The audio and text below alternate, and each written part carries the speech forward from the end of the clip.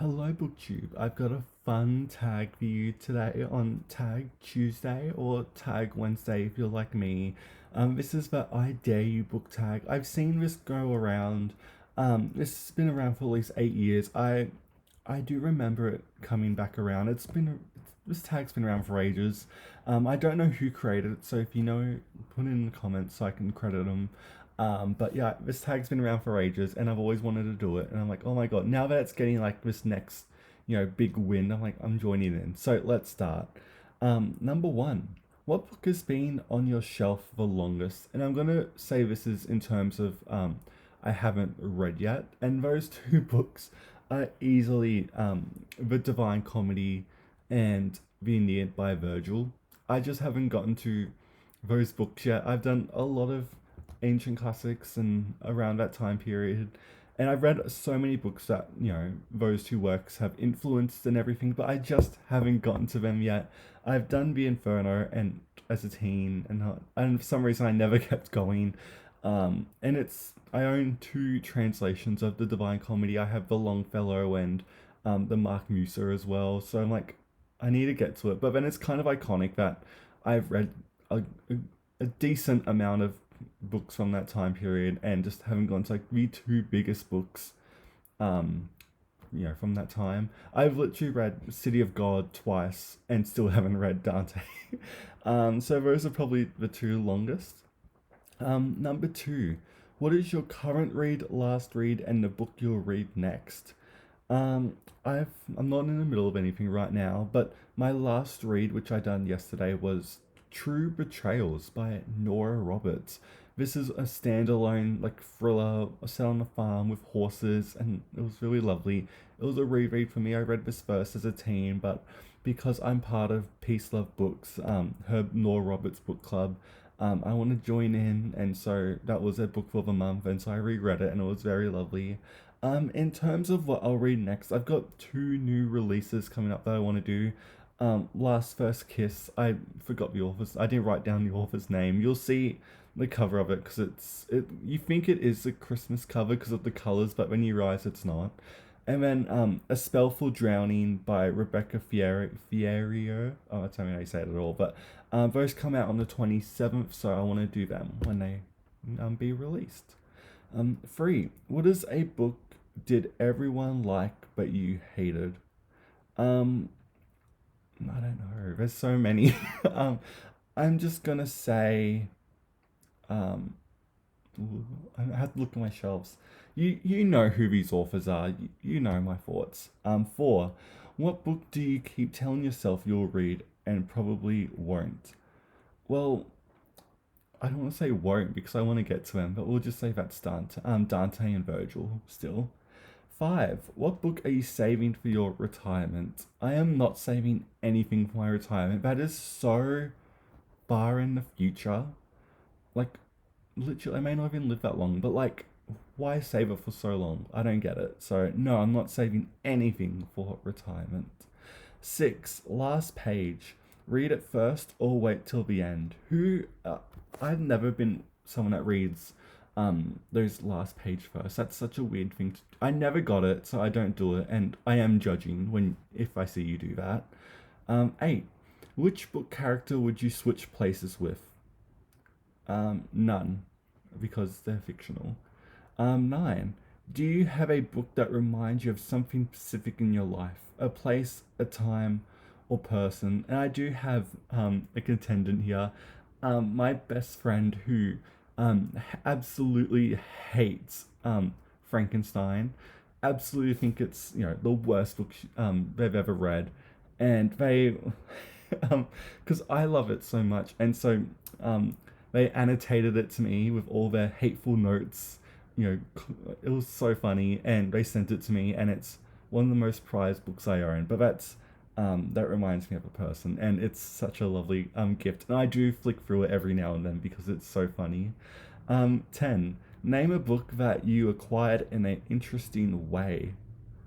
Um, I don't know really. Probably that way. Just people sending me stuff. I'm not that exciting when it comes to how I find books really. 11. Have you ever given a book away for a special reason to a special person? Um, I've given like picture books to like my younger cousins, but that's really it, really. I've never given it to a partner or anything like that. I've always been like, just take it, and yeah. So I don't have anything in particular for that. 12. Which book has been with you the most places? And for me, I think that's easily the collected poems or short stories or just collected works of Henry Lawson. Whenever I travel, I pick up Lawson and he comes with me, or I may pick up Patterson too because Australian in me. Those are probably like the main two authors, but normally when I leave now, I take a Haya with me because I may as well. Or I may take a classic. Like last time I went away, I took the Brontes, I took Villette and Shirley, and I really love those two books. But yes, it's mostly, oh, if I'm going on a trip, I've got to take my Henry Lawson and Banjo Patterson, and I kind of love that. That's the next one. Number 13. Any required reading you hated in high school and wasn't so bad 2 years later. I liked the books I read in high school. I just forgot who I read. I done like To Kill a Mockingbird. I done Dracula for some reason. I really loved that. I even liked The Catcher in the Rye. I done Tim O'Brien too randomly. I really liked the books I done. There's probably some I didn't like, but I've just completely forgotten them, and so that's how it probably should be. But no, I read some bangers in high school for some reason. Again, Dracula out of nowhere. I kind of love that. Um, Number 14, used or brand new? I'm going to say used. 15, have you ever read a Dan Brown book? I read one as a teen and I just didn't like it and I never picked him up again. I don't know if I'm missing out on anything. Let me know in the comments if there's one I should try. I've probably done whatever that Da Vinci Code one was. I'm just not that type of reader at all. Again, the closest I get to like those thrillers is Nora Roberts and Thomas Harris. But no, I've read a Dan Brown book, but I couldn't even tell you what it's about to be honest. 16. Have you ever liked a movie? Oh my god, have you ever seen a movie you liked better than the book? Um, every Stephen King adaptation is better than his books. That's all I'm gonna say. 17. Have you ever read a book that's made you hungry, cookbooks included? No, I'm not really. I read Julia Child's books. I've read her biography and her letters. Oh, sorry, her memoir and her letters. And I've looked through her cookbooks too, and no, I've never felt like I'm so hungry. Like it's inspired me, but I've never been like, I'm gonna go eat now. I've never done that. 18. Who was a person whose book advice you'd always take? Um, I don't know. I don't really know one really. I just go off my own vibes and whatever. 19. Is there a book out of your comfort zone, e.g. out of your usual reading genre you ended up loving?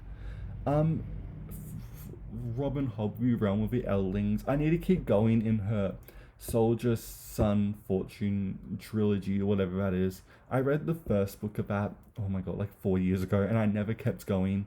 But I effing love the Realm of the Eldlings. I adore it so much. It's the only fantasy I have ever loved, if I'm being really honest. I couldn't even get through the first book in the Lord of the Rings. I tried twice and I just couldn't. I liked the first two books in the Game of Thrones series, Song of Ice and Fire, whatever, when I read them. But then I thought George R. R. Martin really started believing his hype, and the editor just disappeared, so they got even longer. Um, but yeah, Robin Hobb's the one for me. I've never been a big fantasy, or even someone like Rita, or like even Mary Doyle Russell with The Sparrow and Children of God. Some of my favorite books ever, and they're like just sci-fi futuristic books and all that, and I've never really read that stuff. So Robin Hobb and Mary Doria Russell, probably the two authors that really pushed me out of my comfort zone. And 20, tag people. I'm not going to tag anyone in particular, but if you want to do this tag, go ahead. It's a book booktube staple classic tag where everyone knows, and I'm glad it's getting this second wind. But yeah, thank you so much for watching booktube, and I'll see you next time.